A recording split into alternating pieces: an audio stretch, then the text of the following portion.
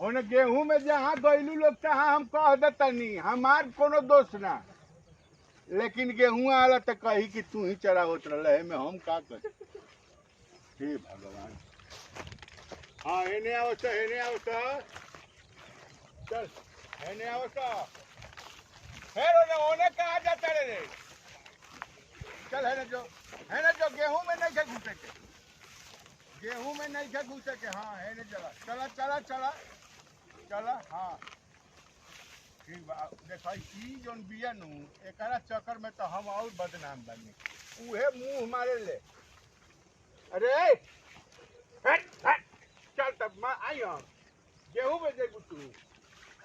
फालतू वाला काम खाली ताकत का बारू।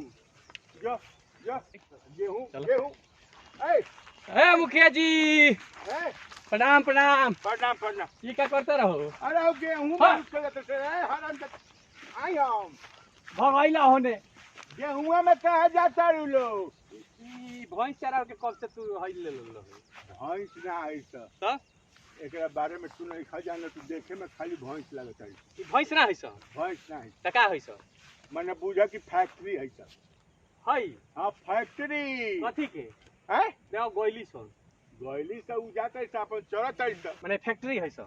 ई फैक्ट्री है सर। अनि ई कथी का फैक्ट्री है स? अच्छा ये बताओ कि इस जमाना में इतना विकास होता हां है आ तू बड़ा देहाते में रह गइला। माने कथी के विकास हो गइल बा? भैंस में कथी के विकास हो गइल? अच्छा ये तू बतावा ना कि भैंस से का हो सकेला। भैंस से दूध मिली, ठीक आ दूध जमैबा त दही मिली, ठीक आ घी मिली, ठीक आ गोबर मिली, ठीक। चिपरी मिली, गोईठा मिली, और का मिली? अब ना मिली तब और का मिलेला भैंस से? दूध मिली ठीक बा। हां ओकरा के जोरन डालबा त घी मिली, दही दही हां दही ठीक। हां अब ओकरा के तू मोह देबो त माठा माठा आ ऊपर घी। आ ऊपर घी हाँ। ये नु मिली। हां हां चार गो। हैं हां आतना जब मोही लंद फंद करब हां हां तब का बनी बताओ? ई डायरेक्ट भैंस है। डायरेक्ट माने? डायरेक्ट भैंस। अरे डायरेक्ट भैंस का कहाला? भैंस है नु। और अगिल की भुअरी देखत तारा हां हैं हां उ डायरेक्ट घी देवेले। भैंसिया घी देवेले? डायरेक्ट घी देवेले। अरे घी कैसे दी? पहले दूध न देत होई ना दूध वाली दूगो हेने बाड़ी सा है, हेने वाली बाड़ी सा नु हई। ई दूगो दूध वाली है सा हाउ देवेले घी। अच्छा आ पीछे के दूगो जोन बाटे हां उ दही वाली है। उ दही देले? दही देले। मैं तार भैंसिया सीधे दही दी, दही देवेले। एगो घी दी। एगो घी देती है दूगो जोन बा हां ई दूध वाली है बुझल। आ एगो ओ में से जोन बा हां तू देखत होगबा उ बिचली जोन बिया हेने से दूसर की। हां टेढ़का सिंघी वाली। हाँ हां उ जान का देवेले का 5 क्विंटल गोबर डेली। 5 क्विंटल गोबर? हाँ 5 क्विंटल गोबर। अरे 5 क्विंटल गोबर जानते रहो जेसीबी से उठी? जेसीबी से उठो चाहे कुछ से उठो का गोबर हाँ 5 किलो 5 क्विंटल। अरे बुझला? पगला गइल का हो? 5 क्विंटल गोबर उ देले। तार भैंसिया? हाँ जी। एगो चिपरी जौन होला नु 5 रुपये के बिकला हमरे के।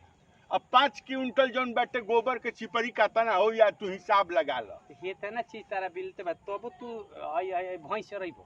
भैंस चराइबा हम भैंस चरावतनी कि फैक्ट्री चरावतनी?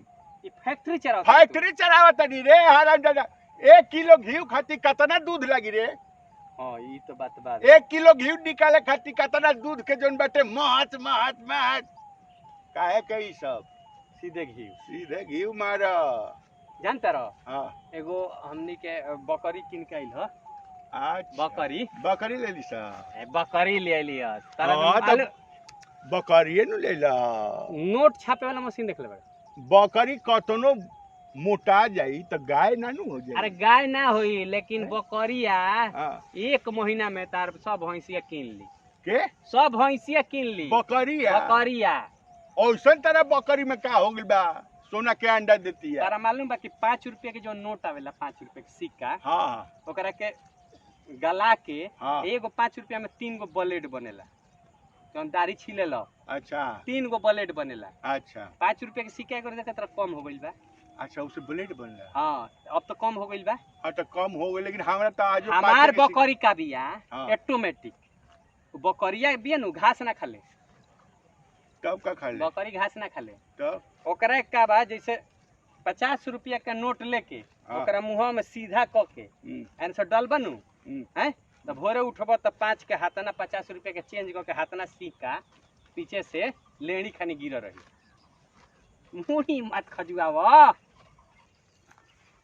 का कहली सा कहतनी कि जैसे 50 रुपया के नोट सीधा मुंह में खियला बकरिया के, बकरिया के मुंह में 50 टकिया खियायो के बा हाँ सीधा नोट खियला खियावा नहीं आ सवेरे उठबा नु हाँ तो 5 रुपया के हेतना 10 गो सिक्का 50 अच्छा। रुपया के चेंज हाँ हाँ पीछे मिली गिरल।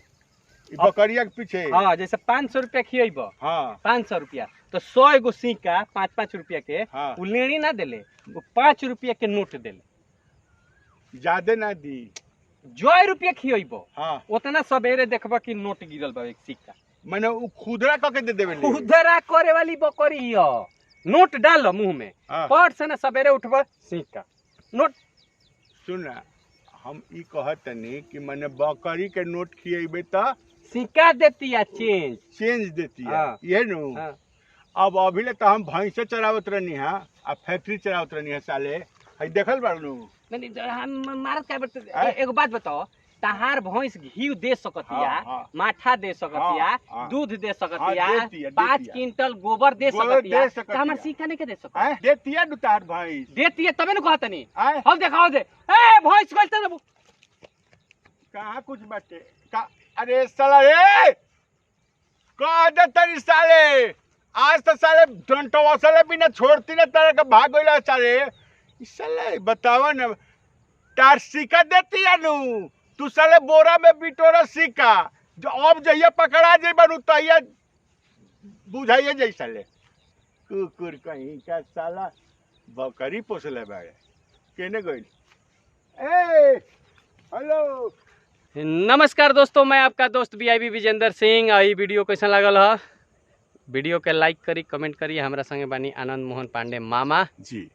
और चैनल सब्सक्राइब नहीं कैले तो सब्सक्राइब करी और ई ऐसा ही फेंकू वीडियो तरह आवत तरह रही, के हाँ। आवत रही आ हंसत रही मुस्कुरात रही। मामा कुछ कहे एकदम रुआ लोग के पसंदीदा जोन बाटे ई आइटम ह फेंकू बाबा तो हमनी के कोशिश रहेला कि आदमी अतना फेंको कि जोन माथा के ऊपर से चल जाओ चल जा। तो फेंकू के मतलब भी तो ये होला हाँ। तो ऐसे जोन बाटे प्रस्तुत बाटे और रुआ सेवा में हमनी के जोन बा रुआ मनोरंजन खातिर आदमी तत्पर बाटे तो रुआ देखत रही और अपन मनोरंजन करत रही और आशीर्वाद देत रही।